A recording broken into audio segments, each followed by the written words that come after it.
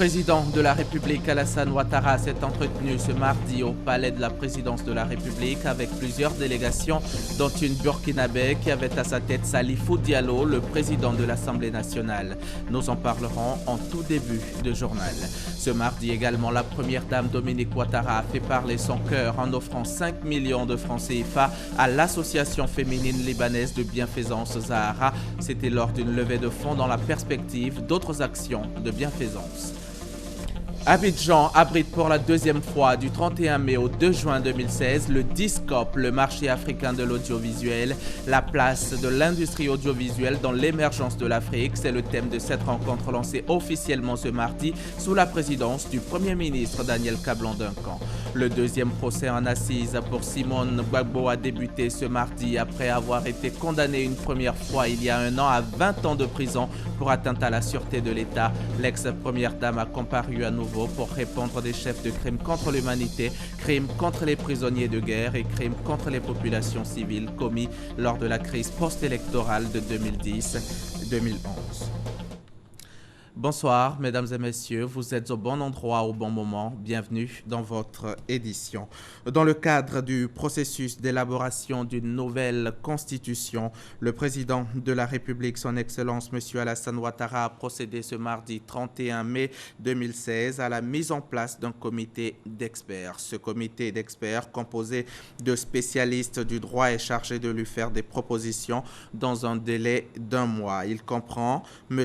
Ouraga Boniface, professeur agrégé de droit public et de sciences politiques, président du comité d'experts. Monsieur Aka Joseph, docteur en droit public. Monsieur Sissé Ibrahim Bakongo, docteur en droit privé, conseiller spécial à la présidence de la République, chargé des affaires juridiques et institutionnelles, commissaire du président de la République. Monsieur Diomandé Aboubakar Sidiki, docteur en droit public. Monsieur Kambile Sanson, magistrat, garde des Sceaux, ministre de la Justice, commissaire du président de la République, Monsieur Kobo Pierre Claver, professeur agrégé de droit public et de sciences politiques, Madame Kofi Yannick, docteur en droit public, Madame Kone Assata, épouse Silué, docteur en droit privé, Monsieur Meledj Djedjro, professeur agrégé des facultés de droit, professeur titulaire de droit public et de sciences politiques, Madame Tano Yolande, professeur agrégé de droit privé. Dans l'intervalle, le chef de l'État entreprendra une série de consultations avec l'opposition politique, la Chambre des rois et chefs traditionnels, les chefs religieux et les représentants de la société civile pour recueillir leurs contributions. Les résultats de ces consultations seront transmis au comité d'experts en vue de proposer au président de la République un texte à soumettre à référendum pour doter la Côte d'Ivoire d'une nouvelle constitution, celle de la Troisième République. Le comité d'experts a ensuite été reçu par le président de la République et juste après la rencontre, nos reporters ont tendu le micro à Ouraga Obou, le président du tout nouveau comité d'experts. On l'écoute. Je voudrais personnellement remercier Monsieur le Président de la République pour l'honneur qu'il me fait en me confiant la présidence de ce groupe d'experts chargé de doter la Côte d'Ivoire d'un avant-projet de constitution. Je voudrais aussi surtout remercier Monsieur le Président pour l'honneur qu'il nous fait, tous membres de ce comité, afin que nous puissions lui faire des propositions. C'est vrai, la Constitution, c'est une œuvre politique, c'est une œuvre délicate, nécessairement, comme il nous a bien instruit, elle doit prendre en compte 3 temps, le passé, le présent et le futur, pour une Côte d'Ivoire moderne, pour une Côte d'Ivoire qui se réconcilie avec une constitution plus consensuelle, une constitution que les Ivoiriens peuvent magnifier parce qu'ils s'y reconnaissent. Restons au palais présidentiel où le président Alassane Ouattara a reçu d'autres personnalités. Ce sont le président d'Afreximbank, le vice-président d'une compagnie pétrolière américaine et le président de l'Assemblée nationale du Burkina Faso avec qui le chef de l'État a parlé de renforcement de la coopération entre le Burkina et la Côte d'Ivoire. Jérôme Kofi Abolin pour plus de précisions. Le Burkina Faso et la Côte d'Ivoire, plus que jamais déterminés à relancer leur coopération sous la base du traité d'amitié de 2008. C'est dans cette optique qu'une délégation burkinabé conduite par le président de l'Assemblée nationale du Burkina Faso a rencontré le président de la République, Alassane Ouattara, ce mardi. Pour le chef de l'État ivoirien, cette rencontre va dans le sens du renforcement des liens séculaires et exemplaires entre les deux pays. Nous avons eu un entretien bien fourni de confiance, de renforcement des relations entre nos deux pays, entre nos institutions, et surtout que tout le monde le sait, les relations entre le Burkina et la Côte d'Ivoire sont des relations séculaires, des relations anciennes, et les deux pays ont en perspective de nombreux projets ensemble. Et nous sommes convenus avec le message du président Roch Kaboré que nous allons reprendre bientôt la préparation du sommet pour le traité d'amitié qui devrait avoir lieu à Yamoussoukro en fin juillet cette année. Quant au président de l'Assemblée nationale du Burkina Faso, il dit avoir échangé avec le président Alassane Ouattara en tant qu'émissaire du président burkinabé auprès de son aîné qui n'a de cesse d'œuvrer pour la paix et le développement de la sous-région. Ce message, c'est relancer rapidement la coopération entre nos deux pays sur la base du traité d'amitié et de coopération. Le deuxième aspect du message dont nous étions porteurs était de venir remercier le président de la Côte d'Ivoire pour sa contribution à la paix au Burkina Faso d'une manière particulière et dans la sous-région d'une manière générale. Et nous nous sommes félicités du travail accompli en Côte d'Ivoire par le président de la République pour la relance économique de ce pays post-conflit. Nous nous sommes permis de lui demander de nous appuyer pour la relance de l'économie au Burkina Faso suite à notre récente histoire émaillée de difficultés économiques de tous ordres. Comme il l'a fait avec la délégation du Burkina Faso, le président de la République de Côte d'Ivoire s'est également entretenu avec le président de Afreximbank. Selon le patron de cet établissement bancaire, il s'agit de réitérer l'engagement de sa structure à soutenir le développement de la Côte d'Ivoire. Nous entendons participer au développement des parcs industriels au niveau de la Côte d'Ivoire. Et nous sommes venus également avec notre partenaire Export Trading Group qui a une expertise dans la production et la transformation de l'anacade. Et nous entendons apporter tous les concours nécessaires pour permettre au gouvernement d'atteindre ses objectifs. Une autre personnalité reçue par le président de la République ce mardi, toujours dans le cadre du développement de la Côte d'Ivoire, le vice-président de Anna Darko, venu faire le point de ses activités sur le sol ivoirien. Nous avons informé Son Excellence de l'avancement de nos travaux d'exploration et aussi sur nos travaux d'évaluation de notre gisement en cours. Nous travaillons à l'évaluation d'un gisement appelé PAN et lorsque nous terminons ces travaux, nous passons à nos deux blocs voisins et nous poursuivons l'exploration avec des forages d'exploration sur ces deux blocs. Anadarko est une compagnie américaine exerçant dans les hydrocarbures. Ce pétrogazier américain s'occupe des travaux de forage de 4 blocs, à savoir CI 103, CI 527, CI 528 et CI 529, le tout pour un investissement de plus de 180 millions de dollars. John Dramani Mahama arrive demain mercredi en Côte d'Ivoire. À l'occasion de cette visite officielle de 2 jours, le président ghanéen aura un tête-à-tête avec le président Alassane Ouattara. La Côte d'Ivoire et le Ghana entretiennent des relations depuis de nombreuses années. Quel bilan peut-on dresser aujourd'hui? Élément de réponse avec Mahama Traoré et Abiba Dambélé Saoué.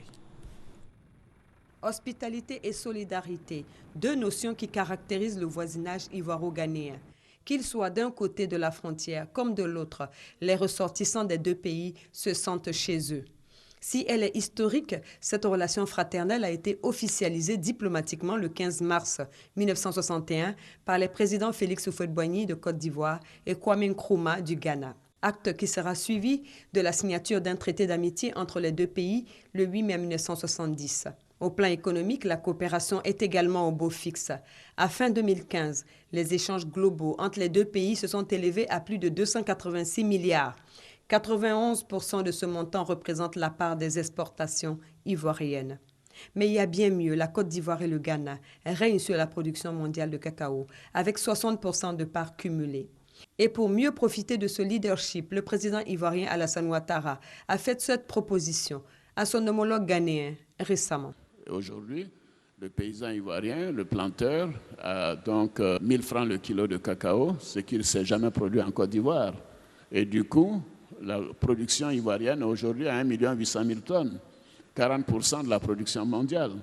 Le Ghana et la Côte d'Ivoire produisent ensemble plus de 60% de la production mondiale.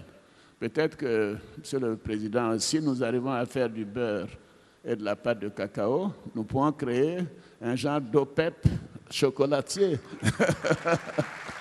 Mais reste le litige sur la délimitation de la frontière maritime survenue en septembre 2014. Si les deux parties attendent le verdict du tribunal international du droit de la mer prévu en 2017, elles n'écartent pas pour autant la possibilité d'un règlement amiable. Nul doute que ce sujet sera au cœur du huis clos prévu entre les présidents Alassane Ouattara et John Dramani Mahama le mercredi 1er juin au palais présidentiel. Et nos reporters Mahama Traoré et Abiba Dambélé sont allés à la rencontre de la communauté ghanéenne vivant en Côte d'Ivoire, une communauté forte de plus d'1 million de personnes qui considèrent la Côte d'Ivoire comme sa deuxième patrie. Leur reportage. Pour avoir vécu 55 ans durant en Côte d'Ivoire, Aladji Issa Balarabe est aujourd'hui le père de la communauté ghanéenne. Si les photos souvenirs accrochées au mur de son bureau en attestent, son témoignage sur les relations fraternelles qui lient son pays d'origine à celui qui l'accueille est encore plus édifiant. Ici, à Abidjan, façon de vivre en Ghana, il n'y a pas de problème, c'est la même chose en Côte d'Ivoire. Avec les Ivoiriens, on a même frère, même papa, même maman. Autre témoignage, celui du chef suprême de la communauté ghanéenne en Côte d'Ivoire, Nana Apia. Fort de ses 33 ans de vie en Côte d'Ivoire, Nana entend contribuer à la réussite de la visite officielle de son président en Côte d'Ivoire. Il a donc confié la mobilisation de ses 1 500 000 compatriotes à Aladji Sourajou. Ce dernier l'avait réussi en 1997 lors d'une précédente visite officielle d'un chef d'État ghanéen en Côte d'Ivoire. Un moment mémorable qu'il prend plaisir à compter. Cette visite, on a vécu un peu avec le président Houphouët-Boigny. Quand on est venu en Côte d'Ivoire, on a vu plusieurs visites des chefs d'État français, même ils sont venus ici, on a vu ça. Mais on n'a pas eu une mobilisation, pas seulement que ghanéenne, mais une mobilisation autour de la Côte d'Ivoire, uniquement abidjanaise, pour accueillir le président Rawlings avec le président Bédié à ce temps. Parce que à l'aéroport jusqu'à la présidence, sous la Guinée, il y a des fortes communautés qui a de l'air pinasse, avec couleur ivoiro-ghanéenne, des drapeaux. Tout le monde voulait voir le président Rawlings. Donc c'était vraiment une grande chose. Aladji Sourajou est à la tâche. Il multiplie les réunions avec les représentants communaux des communautés ghanéennes du district d'Abidjan.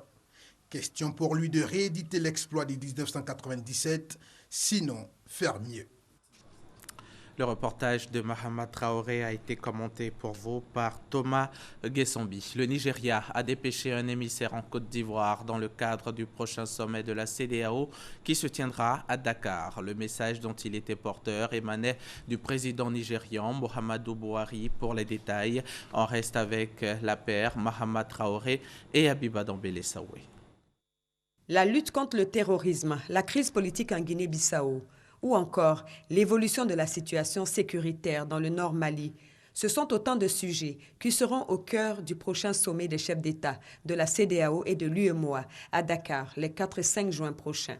Des sujets sensibles qui en appellent à une concertation préalable des deux leaders économiques de la sous-région que sont le Nigeria et la Côte d'Ivoire. Baba Kiningbe, diplomate nigérien, a ainsi été dépêché à Abidjan par le président Muhammadu Buhari pour rencontrer son homologue ivoirien, le président Alassane Ouattara. Comme vous le savez, il y a un sommet de la CEDEAO prévu pour Dakar. Avant d'y aller, il voit que c'est important de se consulter. Le Nigeria et la Côte d'Ivoire s'entendent tellement très bien et qui estiment l'un et l'autre. Cette rencontre fait suite à la réunion sur la paix et la sécurité dans l'espace UEMOA qui s'est tenue le 27 mai dernier à Abidjan, réunion qui a déterminé un plan d'action au chef d'État visant à renforcer la sécurité et à accélérer l'intégration dans la sous-région. La première dame de Côte d'Ivoire, elle, apporte son soutien à l'association libanaise El Zahra, une association de bienfaisance qui œuvre en Côte d'Ivoire depuis près de 40 ans. C'était lors d'une levée de fonds organisée par l'association, une levée de fonds au cours de laquelle Dominique Ouattara a offert la somme de 5 millions de francs CFA. C'est un véritable échange de bons procédés entre la première dame de Côte d'Ivoire et l'association féminine libanaise de bienfaisance El Zahra, une organisation caritative qui a toujours soutenu financièrement la fondation Children of Africa de la première dame Dominique Ouattara. Renvoyant l'ascenseur, Dominique Ouattara a fait don de 5 millions de francs à ses sœurs libanaises de l'association El Zahra en guise de contribution à leurs prochaines actions sociales. Je vous remercie d'avoir répondu présente à notre appel, Madame Dominique Ouattara.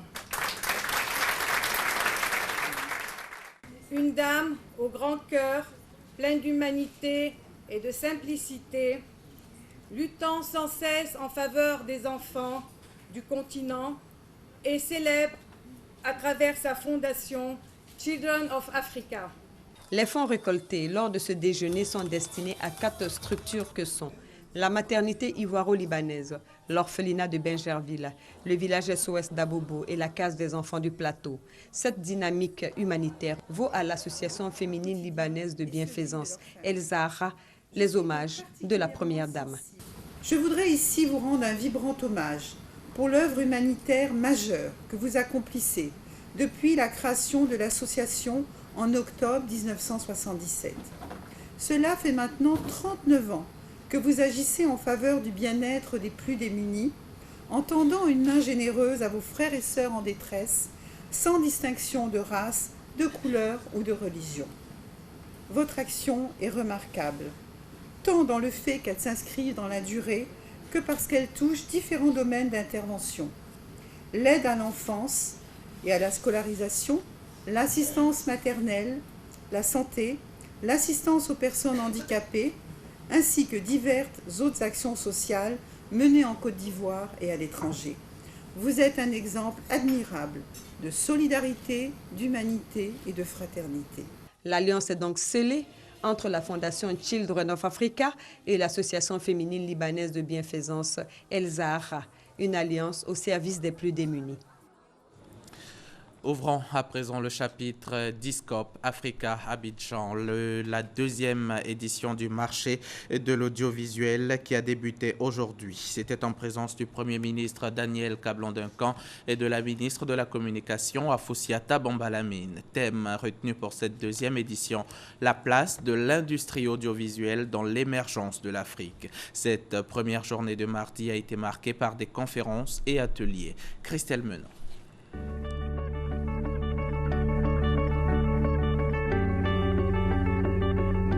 Pour cette deuxième édition de Discope Africa en Côte d'Ivoire, nous allons accueillir plus de 1000 participants et 450 sociétés en provenance de près de 60 pays. Discope Africa à Abidjan est devenu un vrai et grand rendez-vous des professionnels de la télévision. Une cérémonie d'ouverture généreusement brodée de personnalités de Côte d'Ivoire, de la sous-région et du Maroc, toutes conscientes du caractère très stratégique de l'industrie audiovisuelle dans l'économie d'un pays. La problématique de la place de l'industrie audiovisuelle dans l'émergence de l'Afrique est plus que d'actualité. Au regard de l'impact de plus en plus grandissant que l'audiovisuel exerce au quotidien sur nos vies et de son poids dans la croissance économique des nations. Président de la cérémonie, le Premier ministre Daniel Kablan-Duncan a félicité la ministre de la Communication. L'ambition d'Efoussiata Bambalamine d'institutionnaliser le Discope Abidjan se concrétise. La valeur des transactions dans le secteur de la distribution de contenu audiovisuel est estimée à environ, pour l'Afrique francophone, 80 milliards de francs CFA. Et la valeur donc des transactions initiées pendant le Discope Abidjan en 2015 s'élève, Monsieur le Premier ministre, à 65 milliards de francs CFA. Ce n'est pas rien. À ces 65 milliards de francs CFA de transactions, Monsieur le Premier ministre, Mesdames et Messieurs, s'ajoutent les retombées économiques et les recettes fiscales, estimées à environ 360 millions de francs CFA, qui ont été générés par un tourisme dit d'affaires des exposants et visiteurs présents à la première édition du Discope Abidjan 2015. J'ai la ferme conviction que le monde entier entendra de plus en plus parler du Discope Africa Abidjan. C'est sur cette note d'espoir et avec tous mes vœux de succès que je déclare au nom de son Excellence M. Alassane Ouattara, président de la République, ouverte la deuxième édition du Discope Abidjan. Quelle place pour l'industrie audiovisuelle dans le processus de l'émergence de l'Afrique? Première conférence débat axée en filigrane sur le thème du Discope et une lucarne sur les enjeux du numérique pour l'Afrique. Et pour le développement de l'audiovisuel, il y a nécessité d'améliorer le contenu. La TNT par exemple, plusieurs pays dont la Côte d'Ivoire ont entamé le processus de basculement. Il y aurait 10 nouvelles chaînes. 10 nouvelles chaînes veut dire des contenus nouveaux, des contenus diversifiés. Le basculement vers la TNT, la libéralisation de l'espace audiovisuel, autant de préoccupations relevées lors des discussions, mais pour le directeur général de la RTI, l'organe fera face aux différents défis.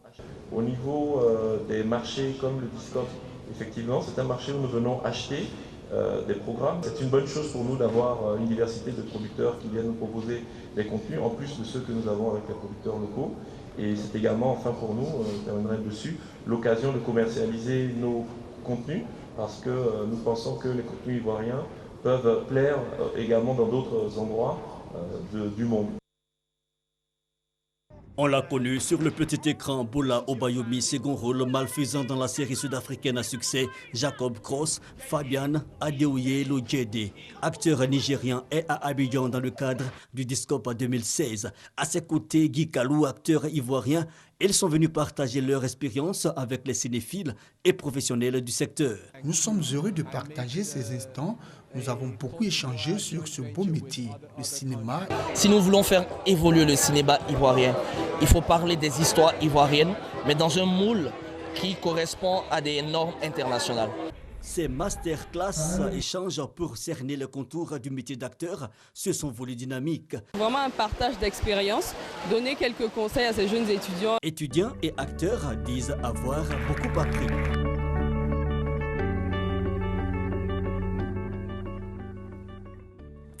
Voilà donc pour le chapitre Discope Abidjan 2016. C'était proposé par Franck Quadio et Christelle Menant.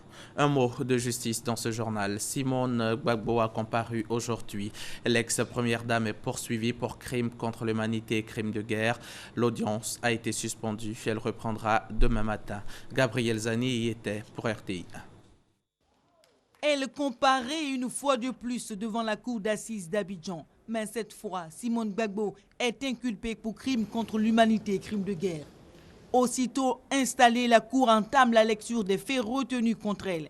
Ensuite, il s'ensuit un long débat judiciaire à coups d'articles tirés du code pénal. La défense pose un préalable. Le débat de fond, c'est le simple. Nous disons que c'est vrai, vous êtes saisi pour juger Mme Gbagbo. Vous êtes saisi pour dire si Mme Gbagbo est coupable de crimes contre l'humanité, de crimes de guerre. Mais ces faits-là, les faits que vous visez, ont été commis mais bien longtemps, 4 ans avant que la loi n'entre en vigueur. Donc aujourd'hui, la question que nous posons, c'est celle-là. C'est de dire que non, on ne peut pas la juger pour une infraction qui vient à peine d'être créée. La loi ne peut rétroagir. Pour la partie civile et le procureur général, Simone Gbagbo doit être jugée, même si les appellations crimes contre l'humanité et crimes de guerre n'étaient pas mentionnées dans les anciens textes réécrits en 2015. Les questions préalables ont été purgées par l'arrêt de la chambre d'accusation. À partir du moment où ils ont fait un pourvoi devant la Cour suprême, qui a rendu un arrêt de rejet, d'irrecevabilité plutôt, ils sont allés en rétractation devant la même Cour suprême qui a rejeté leur requête. Le juge n'a fait qu'appliquer le droit. Après de longues heures de discussion, la Cour finit par trancher. La procédure enclenchée contre Simone Gbagbo suivra son cours. Simone Gbagbo, faut-il le rappeler, avait été déjà condamné à 20 ans de prison pour atteinte à la sûreté de l'État, participation à un mouvement insurrectionnel et trouble à l'ordre public, le 10 mars 2015. La fête des mères, c'était dimanche dernier. Elle a été célébrée sur toute l'étendue du territoire national, une fête au cours de laquelle les mamans ont été honorées. On regarde. À San Pedro, ce sont 3000 mamans issues des familles modestes que le député maire Nabo Clément a honorées à l'occasion de la fête des mères. À travers ce geste, qu'il a conduit dans plusieurs quartiers de la commune, le premier magistrat de San Pedro veut traduire sa reconnaissance aux nombreux efforts que fournissent les mamans pour tenir les foyers. La présidente de l'Union des femmes de la commune de San Pedro, Kofi Odette, initiatrice de la dite fête, a salué les efforts inlassables du maire quand il s'agit d'aide à la gente féminine. Le député Joseph Boni a mis du baume au cœur des mamans du Tia-Salé. Pour les magnifier en cette période de fête des mères, il leur a offert plus d'une centaine de complets de paille. Pour l'honorable Joseph Boni, la femme doit être valorisée car elle est l'élément essentiel pour l'harmonie et l'équilibre de la société. Il a donc invité les mamans de sa circonscription à veiller au bien-être de la communauté. À Lakota, ce sont 125 associations de femmes qui ont été invitées par le maire Samé Méry à l'occasion de la fête des mères. Une enveloppe de 6 millions a été dégagée pour la réalisation des projets des femmes. La mairie entend augmenter cette somme pour aider ces femmes à créer ou renforcer leurs activités génératrices de revenus. La présidente de la Fédération des femmes a plaidé pour une plus grande implication des élus et cadres dans le soutien aux initiatives des organisations féminines. Grande ambiance au ministère chargé de la Défense. Le personnel civil féminin du ministère de la Défense magnifié. Le ministre chargé de la Défense, Alain Richard Donvaï, et son homologue guinéen de la Défense ont célébré les mamans du cabinet civil. Alain Richard Donvaï a félicité et encouragé ces femmes pour leur travail au quotidien, dans l'équilibre de leur famille et du pays. Des présents composés essentiellement de pagnes leur ont été distribués par les deux ministres dans une bonne ambiance. À Tabagne, région de Bondoukou, l'association des femmes battantes a célébré la fête des mères dans la ferveur totale. Les femmes, comme partout ailleurs, pour les innombrables sacrifices consentis pour le bonheur de leurs enfants et de leurs familles, ont reçu des cadeaux. Hélène Emma Afwa, marraine de la cérémonie, a exhorté les femmes à l'union et à conjuguer leurs efforts pour leur autonomie.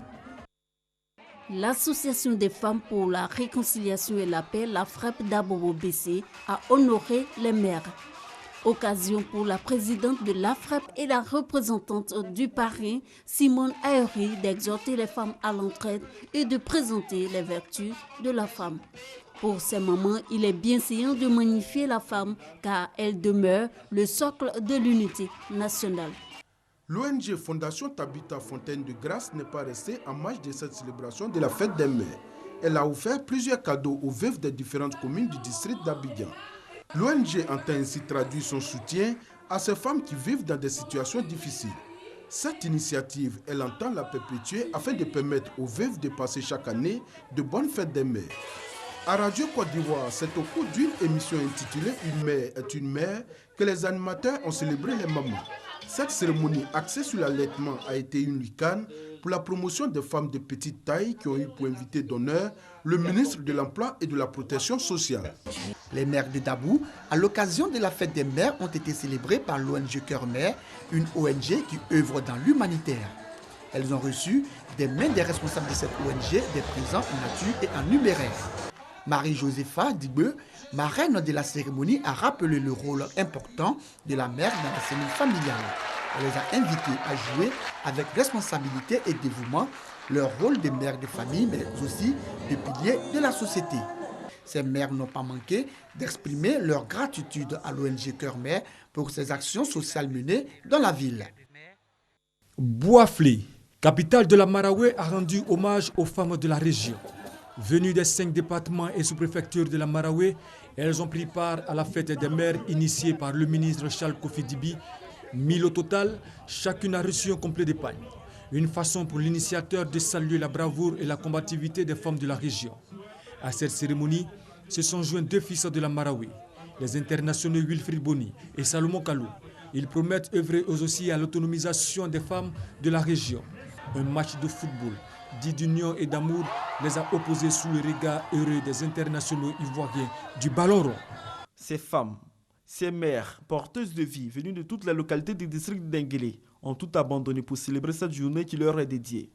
Avec toutes les élus du district de Denguélé, les femmes ont un tant soit peu oublié leurs soucis quotidiens pour communier main dans la main. Cette fête des mères a été l'occasion pour faire le bilan des acquis de l'autonomisation de la femme dans le district de Denguélé. Les meilleures actrices de développement se sont vues distinguées pour leur initiative dans la lutte contre la pauvreté. Invitée spéciale de cette célébration de la fête des mères à Odiéné, son Excellence Isabelle Iboula, ambassadrice de la RDC en Côte d'Ivoire. Elle a exhorté les femmes du district de Denguélé à se faire confiance afin de réaliser davantage des projets générateurs de revenus. Nassine Batouré, maire d'Odiéné, initiatrice de l'événement, et ses sœurs, maires de Séguélon et de Kaniasso, ont invité les autres femmes à s'investir davantage pour jouer les premiers rôles dans le développement de leur région. L'Association des femmes unies d'Abobo PK18 a célébré les mères ce dimanche 29 mai 2016 dans la gaieté et la convivialité. Pour la présidente Mme Kwasi Florence, l'avenir appartient aux femmes et l'heure du réveil a sonné. Pour elle, l'association entend œuvrer pour l'alphabétisation des femmes et la mise en place d'une coopérative dans le domaine agricole. À sa suite, la marraine de cérémonie Mme Bomba a exhorté les femmes à l'entrepreneuriat, à l'union et à la cohésion dans la paix et la fraternité. Cette cérémonie a aussi été marquée par des prestations d'artistes, des jeux, des théâtres et la remise de présents aux femmes du dit quartier. Bonne fête, maman chérie. C'est donc sur ces images que l'on va se dire au revoir. Je serai encore chez vous demain matin à 6h30.